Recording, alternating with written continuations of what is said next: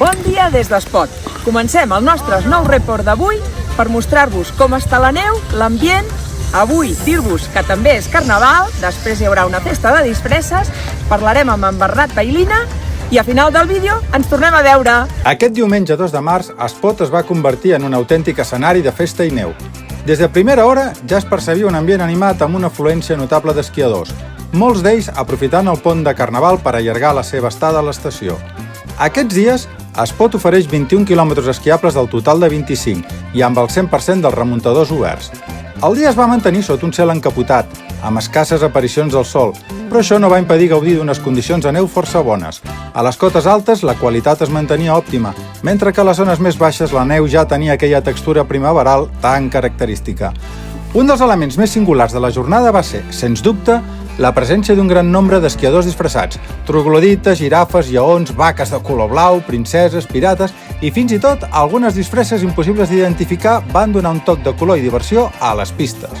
L'ambient festiu va ser reforçat per una xaranga que va animar la zona central de l'estació, fent ballar i somriure a esquiadors i visitants. El punt culminant de la festa va arribar amb l'entrega de premis i el dinar popular, un moment de trobada per a tots els participants. Nosaltres, però, vam decidir aprofitar al màxim la jornada i vam allargar fins a les 4 de la tarda, gaudint de les darreres baixades abans de posar punt final a l'esquiada.